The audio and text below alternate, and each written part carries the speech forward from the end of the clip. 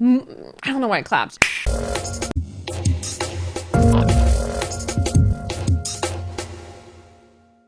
What's up, friends? Far and wide across the expanse of the earth. It's your girl, MissClick, and it's been a hot minute. I hope your 2021 has been amazing so far. Lots been going on in my life for those of you who have been keeping up with me on Twitch and or social media in a new place. I hope you like the new setup, the new room. It's an honor to have you here. Just want to say thank you to everybody who has been loving and supporting me throughout the new year. And I hope you know that I am very, very thankful for you. Speaking of people that I'm very thankful for, before we begin this video, I wanted to say a huge shout out to all my patrons that you see before you on the screen. Thank you, thank you, thank you for your love and your support. And if you are so interested in getting your name up here on the screen, make sure you check out my Patreon link in the description down below, and you can be featured here possibly in a future video as well. Okay, so let's get to the good stuff, shall we? For those of you who remember, sometime last year, I started a couple videos labeled MissTakes because I love puns. Okay, not that much, but it was too good to pass up on. We started out with a couple videos and the reception was actually phenomenal, and I never expected the amount of people to have such good conversation in the comments below as there ended up being. And I wanted to say thank you to all those people who did talk and interact with each other in the comments below about those previous videos, in which you can check out one of them right here. For those of you who might not be familiar with these videos, I kind of start out with my pros that I feel about the game we're going to be talking about, and then I dive into the cons and basically kind of give you my impression of the game and whether or not I liked it, and then let you decide for yourself, or if you disagree or if you agree. If you have no idea how to feel about the game and you're trying to check it out for yourself, maybe I give you another perspective on whether or not you should get it. I am actually very excited for today's video because, for those of you who know, I am a big, huge Zelda fan. It's a big place in my heart. And there is a game that came out last year that I have been a very big fan of. I was a big fan of before. I'm still a big fan after. And if you haven't guessed already, it's Hyrule Warriors Age of Calamity. I get so excited talking about Zelda, but I mean, no one's really surprised at this point, right? I'm only a little bit of a fan. Just a little bit. I want to start out talking about this game, so we dive into the pros. We're gonna get started first with the overworld, which, for those of you who know, the Koei Tecmo team worked very close hand in hand with the Zelda team on this game. So they basically, with the overworld, it is Breath of the Wild. The overworld is literally parts from Breath of the Wild that are brought to life in the past before most of Breath of the Wild's landscape is torn apart. It is so cool seeing them before they are torn apart, getting to see Lon Lon Ranch, or seeing Hyrule Castle Town, or seeing oh shoot, don't even get me started on, well, can I spoil that? I couldn't be more satisfied overall with how the game looked and how it presented itself. It legitimately is Breath of the Wild thrown into a more fast-paced game. So the fact that it's literally the best of both worlds, because I love hack and slash and I love the previous Hyrule Warriors games for like 1,000 hours, seeing that in the Breath of the Wild setting made my heart absolutely soar. Moving on to the combat, again, this is a hack and slash game. This is a game where you are playing several different characters who each have a couple different weapons, and you are learning their techniques, you are learning their combinations, and you're building their kits as you go. You're leveling up weapons, you're leveling up characters, you're fighting different enemies with different types of elements, you're fighting enemies with different types of runes, and it is an absolute blast. And it is just, your mind is going a million miles an hour the entire time you're playing, and that's probably why I love it so much, because it's just like, oh my gosh, go, go, go, go, go, block, parry, dodge, knock him up with the ear, you want to slice him back down, oh, you gotta try charge up, I'm gonna use my ice room, bing. The amount of actual techniques that you can use in this game, though it is a hack and slash, it is very, very important that you learn how to dodge, how to block, how to cancel certain attacks, how to use specific elements against other elementals. There's just so many ways that you can approach a situation with so many different characters. It is absolutely a blast an entire time. The kits for these characters, again, I don't want to spoil any of the unlockable characters per se, but the fact that you get to play as characters you never thought you get to play as before, such as the champions, which we all know and we've seen in the title, their kits bring them to life. I'm not gonna lie, I was not a big fan of Rivali. I mean, who really is? Well, excuse me, princess. The one part that doesn't add up. Ow, asinine. But after finally getting to play his kit, in which they did not spoil in any of the trailers, made me respect Rivali so much more than I did before. The movements for the characters during combat are super graceful. The way they move in between their different move sets or their different combinations, it's so nice to look at. And that's why I love the Hyrule Warriors games so much, is because you really get to kind of learn these characters' kits inside and out and figure out which ones you really like and which ones you don't prefer. Maybe you don't like a specific character with a certain weapon, but you change it and you unlock a new weapon. You're like, oh my gosh, that is the one for me. And I love that about it, because the game always feels fresh and it always feels like there's something new to be earned in the game. Kind of hand in hand with the combat, the gameplay itself is very snappy and responsive. Again, it feels like you're playing a Zelda game for the most part, as far as like the UI and the map and the questing goes. It's literally, again, I can't stress it enough, it is Breath of the Wild, and I love that about it. And I guess it could be a con that I do miss the adventure map mode with all the other like tiles and squares that you can unlock for extra quests and missions to unlock things. But every time that you feel like you've cleared a lot of the parts of the map and you feel like you've made progress, a whole bunch of more quests and a whole bunch of more rewards open up for you to earn and kind of grind your way through. And so you feel like there's always more to do and sink tons of hours into the game. And that is something that I love about this, is because the map is just constantly filling and growing, and it just never ends. The fun never ends. The whole aspect of a hack and slash, such as a Warriors game, is not a complex formula to understand. There's not a ton of new mechanics that are added in halfway through the game. Basically, you learn the formula, you perfect the formula, and then you do it all over again. That is the beauty of this game, is if maybe you might not be so much a fan of the Zelda game, but maybe you like hack and slash, this could be a good alternative for you. I don't know why you wouldn't like a Zelda game, because you're crazy in my opinion if you do, but you're entitled to your own opinion. That is not correct, because according to the encyclopedia... So if you're looking for a game that has a little bit more action than Breath of the Wild OG, feel free to check this one out. Moving on to story, let's be real here. Hyrule Warriors Age of Calamity was nothing like I expected, but everything that I had hoped for. When I tell you that I have so much respect for the Koei Tecmo team and for the Zelda team and Nintendo in general, that they did not spoil whatsoever how this game was actually going to go as far as story. I feel like it's a problem nowadays where you watch a trailer for a movie or a show and you just feel like you already know what's gonna happen, and you feel like a lot of trailers over spoil things. And now, do I really have any motivation to go see this, or am I just gonna wait till it like comes out on Netflix or it comes out for me to rent later on? And what's funny is we thought we knew what was gonna happen in the game. I don't want to spoil anything for anyone, but if you know, you know. There are just things that happen in this game where it's like, oh, so we're doing that. Yo, I'm okay with this. I'm very okay with this. And I love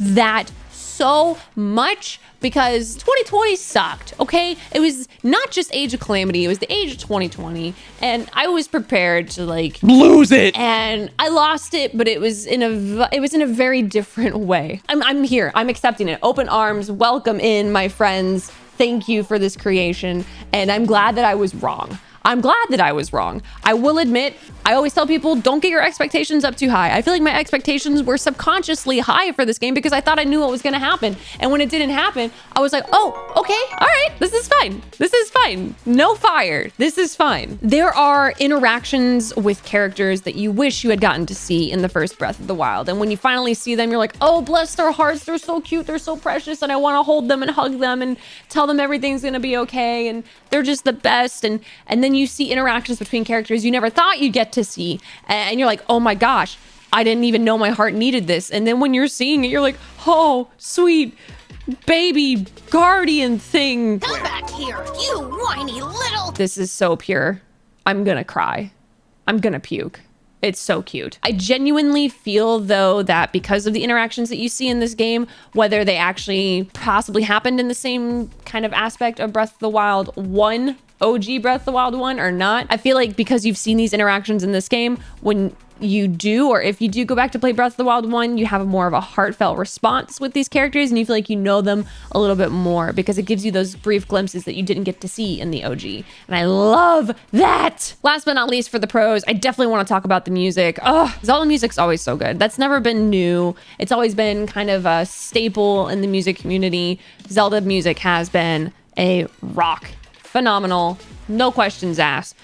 But somehow Age of Calamity takes themes that have existed with Breath of the Wild and the version that Breath of the Wild has of the open air, very romantic and graceful music that is here, and then it's not here, and then it's beautiful, and then it's peaceful, and then it's silence. Age of Calamity takes all of that and it's like, oh, you like that theme? We're gonna blast it in your ears for the entire fight, and you're gonna be in this fight for like 30 minutes, so you'll better really like this theme. Good thing it's fire! Moving on to the cons about this game. I'm trying to be as objective as possible, obviously, because I really like this game, in case you haven't figured it out. Starting back over at the top with the overworld. Again, this is Breath of the Wild, so you are seeing the same parts of the map from Breath of the Wild in Age of Calamity. However, you are oftentimes recycling certain maps over and over again for different missions. There are enough changes, in my opinion, to different parts of the story to where it makes sense why you'd be at certain parts of the map. I feel like there are enough changes, and the amounts of times you repeat maps are only for things like such as side missions. The main story is the main part that I drive home of. You're not recycling main story stages. But because of the nature of a hack and slash and the nature of the grinding, you are revisiting a lot of same map places, and for some people that might get old. But again, you're not really focusing on the map, so it's kind of a minuscule thing in my opinion. Moving on to probably the biggest aspect of this game, which is a con for a lot of people, which is the combat itself. Hyrule Warriors, again, is a hack and slash game. This is not your typical Zelda. This is not your L target, block everything and then attack when the opening is there. Actually, it is, but it's like that on Steroids. This is a game where you are learning the specific combinations, you're mapping out the buttons in your head, and it can punish some people if you're really just wanting to mindlessly hack and slash, especially if you're on the higher difficulties. If a hack and slash is not for you, it's not for you. For me, I love that about the game, and I love how overblown the mechanics are and how OP you feel. Again, it's up to you. I honestly would try the demo. I believe it's still out. Moving on to the gameplay side of things, this is more of also the functionality of the game. There are frame drops in this game. And I'm not gonna say that they're game breaking. However, it can ruin some people's immersion. After coming off of Hyrule Warriors Definitive Edition for the Switch, that game is buttery smooth. Immediately going to Age of Calamity after that, there are moments where you'll notice if there's a lot going on the screen, if there's rain, grass, wind, fire, explosions, you might drop a couple frames. Or if you're opening a whole bunch of chests at once, that's usually the most common case, you'll drop a bunch of frames. And that's a little frustrating, and I hope one day that they do figure out a way to fix it. From what I've been told, that's just a mainstay in Warriors games in general, so that is pretty much up to the Koei Tecmo team. The majority of the game is an absolute breeze to play. I just do wish that they would work on that one little hiccup. Another small thing about the gameplay itself is when you're in fights or you're running around specific maps, if you're in an enclosed area, such as in Hyrule Castle, you'll be moving around a lot and your camera will kind of bump up against a wall, and that tends to kind of disorient you a little bit, to push the camera, especially if you are targeted onto an enemy. That can get kind of annoying.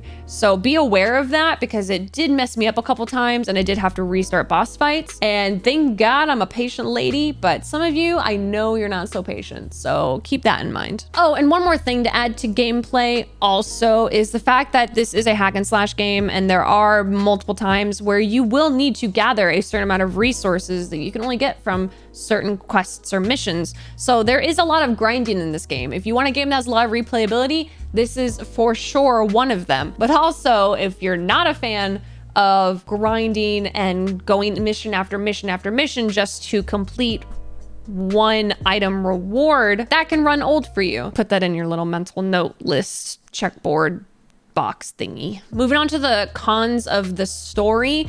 Again, this is not like what we really expected at all. The game starts out as we assumed would be pretty similar to how it would be as an actual prequel to Breath of the Wild. And very quickly, things kind of start noticing small changes here and there as far as interactions with certain characters.